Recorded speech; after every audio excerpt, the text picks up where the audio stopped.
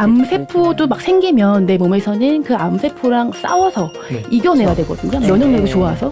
우리가 도라지 향이 다르고 양파 향이 다르죠. 그렇죠. 이 향이 식물들이 이 자연에서 살아남기 위해 스스로 만들어내는 물질들인데 그게 이제 우리 몸에서는 이제 항암 성분을 갖게 되는 거기 때문에 운동이 최고의 항암약인데 이게 어느 정도 중요하냐면 암 재발이 이게 반 정도까지 줄어드는데 어떠한 약도 암 재발을 반 정도로 줄이진 않아요. 보통 어느 정도 수준의 운동을 했을 때 그런 또 효과들이 있었는지.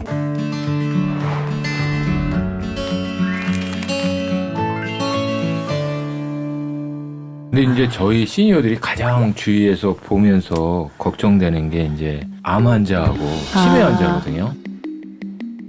맞아요. 그 두 가지를 저희가 가장 겁내하거든요. 모든 질환들이 다 다르지만 결국엔 또 하나의 맥락으로도 이어질 수 있다 보니까 근감소에 도움이 되는 식사를 사실 또 암에도 적용해 볼 수가 있거든요. 네, 보통 우리가 단백질을 사실 근육 때문만이 아니라 전체적인 면역력이나 우리 몸의 호르몬 여러 가지를 담당하는 역할을 하기 때문에 단백질이 매우 중요할 수 있는데 실제로 우리 코비드19라는 큰 우리가 팬데믹을 이제 겪었는데 그때 면역력이 저하되어 있는 집단에서 코비드19의 감염률이 정말 높았거든요.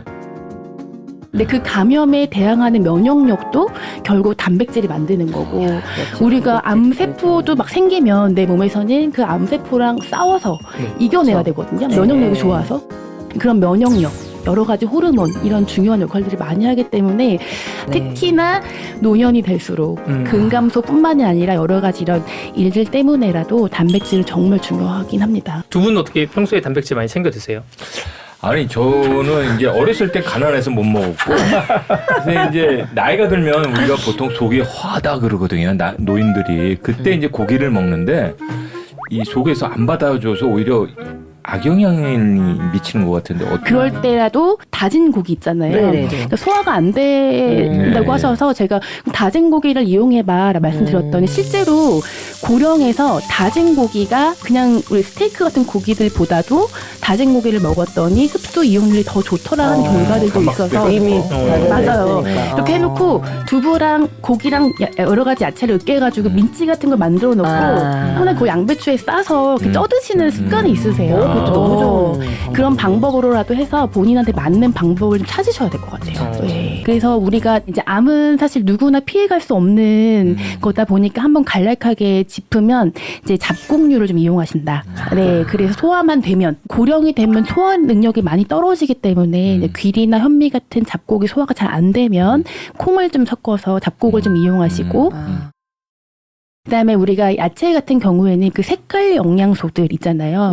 빨강, 주황 색깔, 노랑 색깔, 뭐 하얀 색깔 이런 영양소들 뿐만이 아니라 우리가 도라지 향이 다르고 양파 향이 다르죠. 그렇죠. 이 향이 식물들이 이 자연에서 살아남기 위해 스스로 만들어내는 물질들인데 그게 이제 우리 몸에서는 이제 항암 성분을 갖게 되는 거기 때문에 색깔과 향이 다른 다양한 식품, 야채나 과일들을 하루에 한 400에서 500g 정도 섭취를 하면 특히나 대장암이나 유방암 같은 일부 암들을 예방할 수 있다고 되어 있고 사실은 다른 것 같지만 하나의 맥락으로 우리 전체적인 건강을 좀 챙길 수 있을 것 같습니다. 운동도 이제 암에 효과가 있다는 연구들이 많이 있잖아요.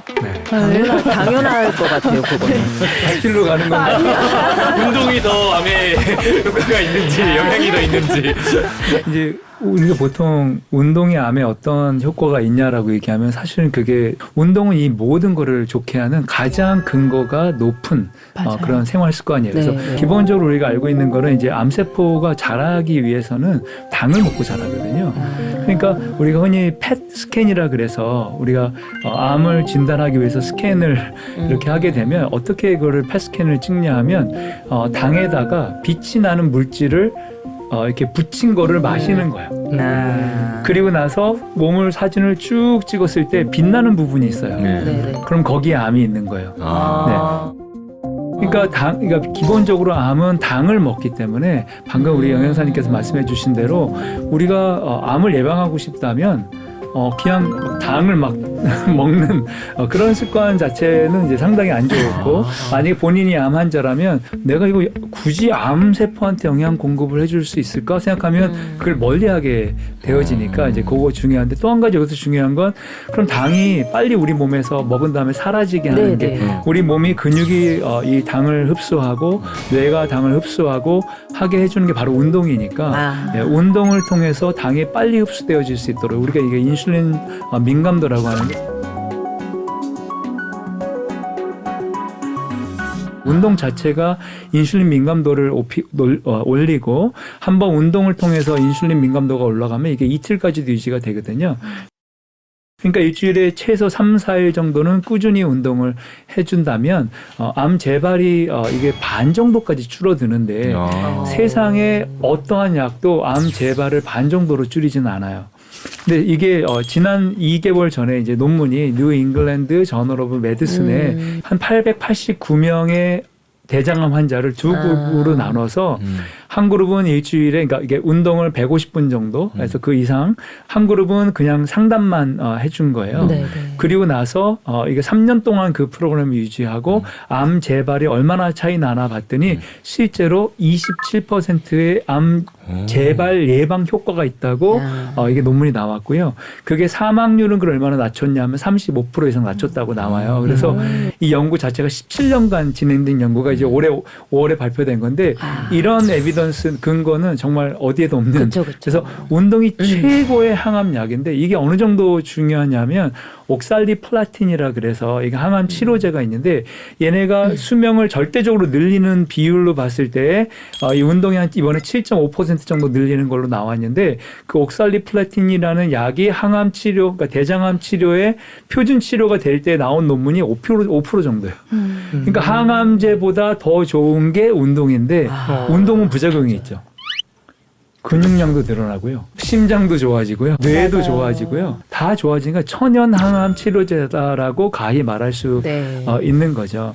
요거 말고도 이제 다른 재미있는 연구는 뭐가 있었냐면 항암 치료 중에 그럼 운동해야 되냐라는 그런 질문이 있는데 치료 도중에 말씀하시는 거죠? 맞아요. 이것도 2023년도에 나온 연구인데 항암 치료 중에 한 그룹은 운동을 시키고 한 그룹은 운동을 시키지 않았어요. 그래서 몸이 안 좋은 면역력이 떨어지게 되면 항암제를 줄여야 되거든요. 왜냐하면 백혈구 수치가 너무 떨어지면 항암치료 잠깐 중단하고 회복해야 그 다음 항암치료를 갈 수가 있어요. 그래서 이게 운동군과 운동 안 한 그룹에서 차이가 있나 하고 봤더니 차이가 없다고 나왔어요. 그래서 그럼 뭐 효과 없나 하고 봤더니 그 뒤에 항암제를 썼을 때 이게 PCR이라 그래서 암세포가 줄어드는 비율, 그러니까 없어지는 그 비율을 그 연구에서는 봤는데 그건 30%가 높은 거예요. 운동 한 그룹이? 네, 운동 한 그룹. 네. 그러니까 운동 한 그룹이 항암제 효과가 훨씬 더 좋아진 거예요. 면역력이 결과네요. 두 가지일 수가 있는데 하나는 이제 면역력이 좋아질 수도 있고요. 네. 암세포에게 항암제가 잘 간 걸 수도 있고요. 네, 그래서 그런 여러 가지를 봤을 때, 만약에 암을 두려워하시는 분이라면, 기본적으로 암이 생기지 않았다면, 운동 자체가 한 20%에서 30% 정도 항암 효과가 있다고, 그러니까 이 암 예방 효과가 있다고 하고요. 네. 수술하신 분들 운동 빨리 시작하셔야 회복이 빨리 되어지고, 항암 치료 중에 운동하면 항암 효과도 더 좋아지고, 모든 치료가 끝난 다음에 운동하면 재발이 20, 30% 줄어드니까, 이거를 안 할 수 없죠. 이거 근데 진짜 궁금해서 그런 건데 그때 이제 적용이 되는 운동 기법들이 있잖아요. 네. 보통 어느 정도 수준의 운동을 했을 때 그런 또 효과들이 있었는지. 좋은 질문입니다. 네. 네. 그냥 간단하게만 말씀드린다면 내 몸에 아까 혈당이 올라가면 아까 암세포가 그러니까 당을 먹고 자란다고 하니까 네.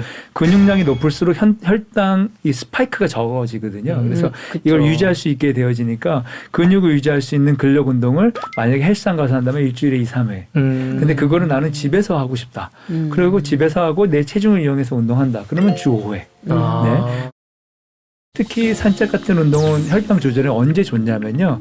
식사한 다음에 산책하는 게 혈당 조절에 더 도움이 되세요. 그래서 그렇게 하시고 1시간에 한 번씩 잠깐 일어나서 스쿼트 10개 정도만 해도 혈당 조절에 훨씬 더 도움이 되시거든요. 그러니까 이걸 가이드라인 기준으로 말씀드린다면 최소 일주일에 150분에서 30분 정도 유산소 빠르게 유산소. 걷기라든가 달리기라든가 자전거 타기라든가 그리고 근력 운동은 최소 2회에서 3회 정도 헬스장 가는 거는 다만 체중을 이용해서 하는 운동은 제한 없이 일주일에 5, 6회 하셔도 된다. 이렇게 말씀드리고 싶습니다.